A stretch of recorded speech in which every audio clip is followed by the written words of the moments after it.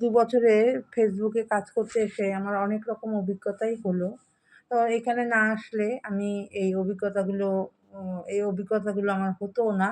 তো এখানে দেখো সোশ্যাল মিডিয়াতে সবসময় একটা ট্রেন্ড চলে, ট্রেন্ডিং গান বলো, নাচ বলো, কোনো মিউজিক বলো চলে আর সবাই সেটাতে গা ভাসিয়ে দেয়।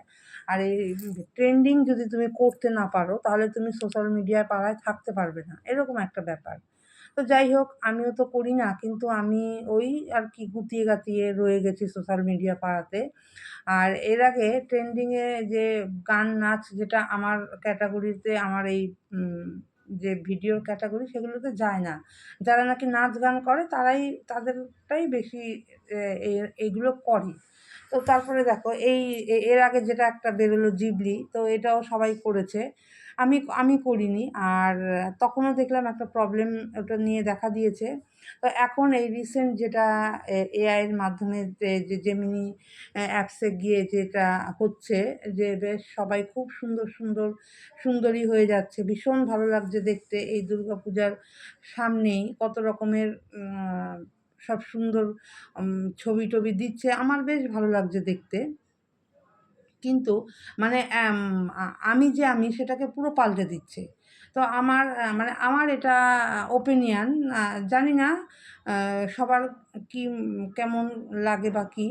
আমার যেটা ওপিনিয়ন সেটা হচ্ছে দেখো, আমি আ মানে আমাকে মানুষ আমিতেই চিনুক।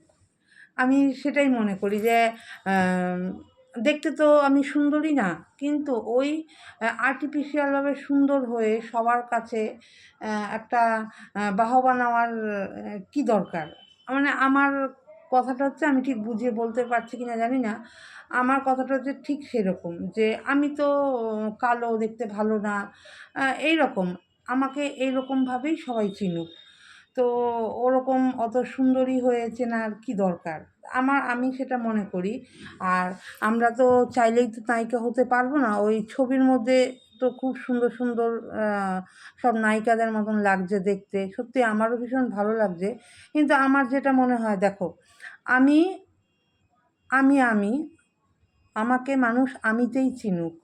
অত মানে সুন্দরভাবে চেনার কি দরকার? যদি কাছাকাছি কোনোদিনও তাদের সাথে ফেস টু ফেস দেখা হয়, তারা তো আমাকে দেখলে চিনতেই পারবে না যে সেই তুমি আর এই তুমি। তো আমার যখন অরিজিনাল আমাকে দেখবে তখন তো সে তো ভয় পেয়ে যাবে। হুম?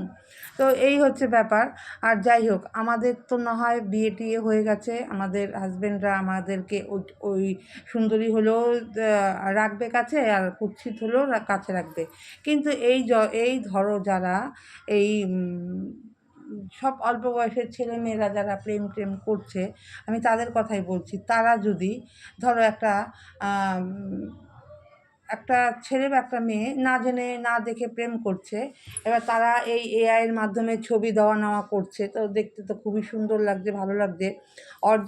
অরিজিনালি যখন তারা মিট করবে, তখন অরিজিনালি দেখে দুজন দুজনকে কি বলবে? তো সেটাই হচ্ছে ব্যাপার। ওইটাই আমি বলতে চাইছি যে এরকম আর্টিফিশিয়ালভাবে সুন্দর না হয়ে আমি যেটা সেটাতেই আমাকে সবাই চিনুক। আমি সেটাইতেই সন্তুষ্ট থাকি। আর ওই যে বললাম যে আমাদের তো এখন একটা হিল্লে হয়েই গেছে, বিয়ে-শাদী হয়েই গেছে। তো হাসব্যান্ডরা আমাদের এইভাবেও অ্যাকসেপ্ট করবে, ওইভাবেও অ্যাকসেপ্ট করবে। এবার যারা নতুন প্রেম করছো তারা কিন্তু খুব সাবধান এই এআই থেকে।